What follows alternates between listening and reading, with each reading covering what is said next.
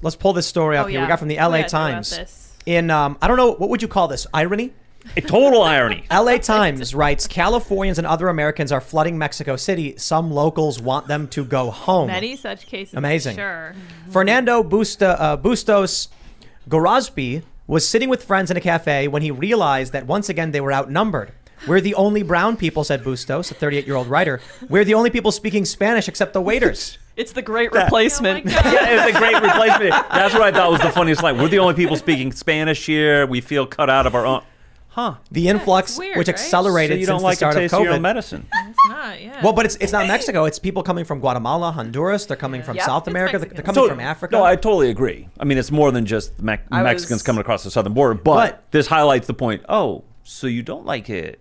Okay. No, Well, but I most really don't, don't know, but and most are against people coming to America too. Like Mexicans, they typically are really against illegal immigration. Yeah, they were really angry that the Central Americans were coming up through Mexico. Right. So what we're really seeing is that what I think you'll see from this is that people who love their countries, who work hard and support their nation, regardless of their cultural background, their ethnic background, don't like it when other people come to where they are and disrupt their way of life. And Americans were doing this because of COVID. People were leaving the United States because of the lockdowns and the restrictions, and Mexico was freer. Yeah. And so now they're coming here, they're bringing their problems with them. I see it as ironic in that it's the Americans leaving.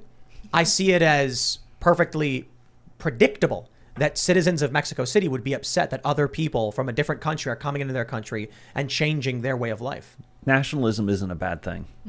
Yeah, I think one of the most important things, even if you're talking about globalism, you need to have sovereign national borders. Yes.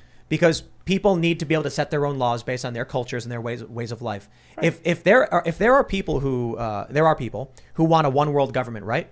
It will never happen if borders are dissolved, because people will be fighting with each other endlessly. It's the same as in nationalism. You need statehood, because you can't have Exactly. a national police force on every street corner. You got to have local laws, just like in a global force, you need national local. People who understand the local community problems, how to solve them. You can't solve them from far What a away. shocking concept. Yeah. But I mean, like, even thinking about this is kind of funny. You know, we don't have borders between states in the way that countries do.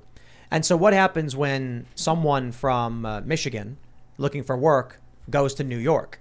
People keep flooding to the cities because cities have jobs and their areas don't. That hurts everyone involved. So if you had actually borders which were more difficult to cross over, when Michigan's economy started breaking because the auto industry was leaving, you wouldn't have the mass exodus, which means the economy may have gotten hurt, but could have recovered much more quickly with more people requiring services and working for each other.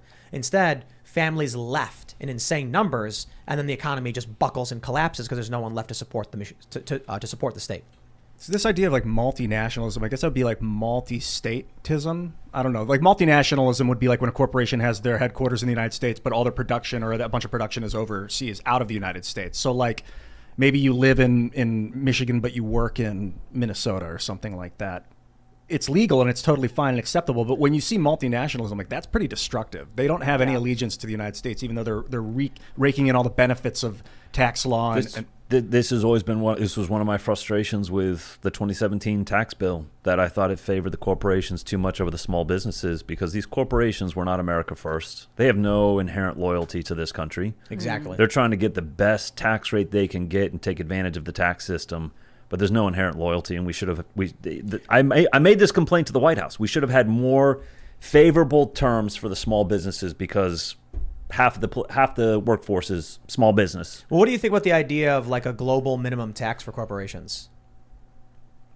Like there's international treaties where it's like the idea, I guess, is that a company in the United States will be like, we're going to move our headquarters to this country where it's cheaper. To get a tax break. Right. So the idea is if all these countries agree to a treaty, it'll stop the corporations from moving, and it'll stop from moving and getting it. Yeah, I don't know if I've given a ton of thought to it. I don't think I'm opposed to it in principle, but I think, right. I haven't given enough thought to it. I'm sure someone's going to point out in the chat, like, here's a ridiculous problem that will arise from there. Probably. But there is an issue that, corporations move their headquarters wherever they can to save their tax money. So they're basically ripping us off. Yeah. Well, that was my. Not that I'm a big fan of taxes across the board, to be honest. No, of course. Yeah. No. I think that's something that we could have a conversation about across the board, including property taxes, which I find deeply offensive. Let's read some more of this LA Times story because I do think it's kind of funny.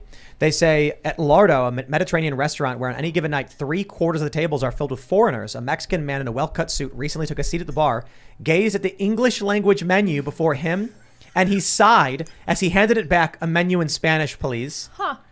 This is just, how is this real life? I don't know if the LA Times, I'm not sure they fully comprehended what they were writing.